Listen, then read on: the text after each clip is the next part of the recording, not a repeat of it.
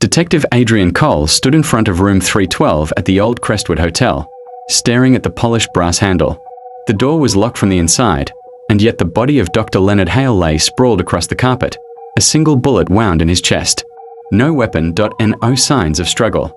And only one exit, the very door Adrian was about to open. The manager swore no one had entered or left. Surveillance cameras showed nothing. It was as if the killer had vanished into thin air. Inside, the air smelled faintly of cigar smoke and cleaning chemicals. Hale's briefcase was open on the desk, empty except for a single torn photograph. Adrian crouched by the body. The bullet hole was neat, a close-range shot. Yet there were no powder burns on Hale's hands. Suicide was impossible. He checked the windows, locked tight. The air vent was too small for a person. Adrian's eyes narrowed. So how did you do it, doctor? He scanned the room again, slower this time. The torn photograph, the missing face, the faint smell of smoke.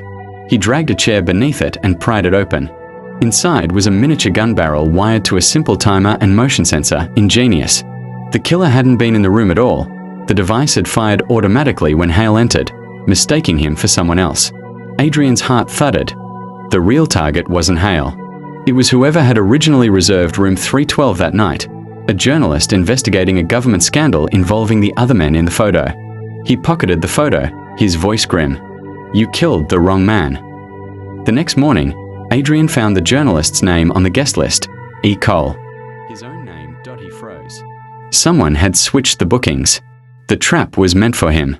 Outside, a single black car idled across the street, its engine running.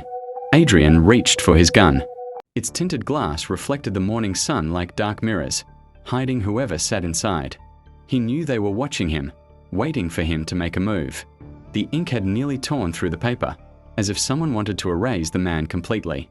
His chest tightened. Emma had been murdered 3 years ago, supposedly in a robbery gone wrong. And the trap meant for him proved someone still feared the truth she died for.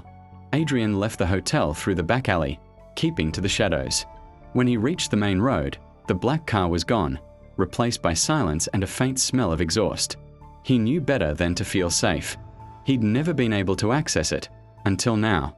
Using a decryption program she once taught him, he watched as the screen filled with files labeled Project Echo.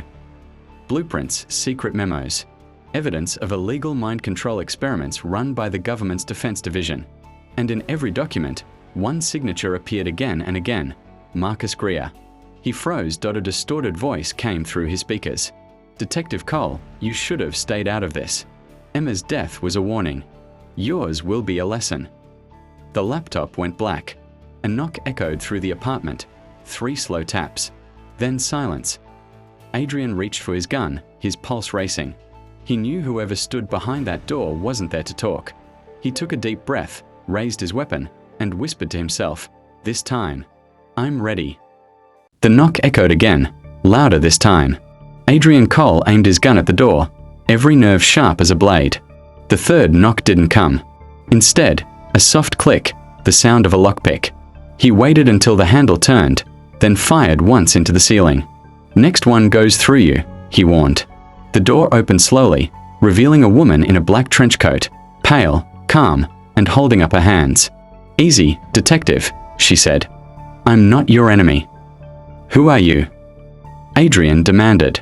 She stepped inside, closing the door quietly behind her. Name's Kara. I worked with Emma.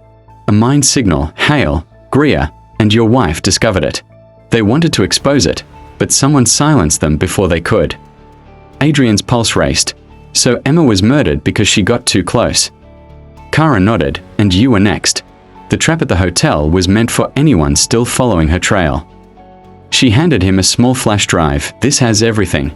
Proof of who funded Project Echo, and the names of everyone involved. Kara screamed as glass rained down. Adrian dove behind the couch, returning fire toward the dark rooftop across the street. Sniper! Kara shouted, clutching her arm. Adrian crawled to her, dragging her behind cover. We have to move.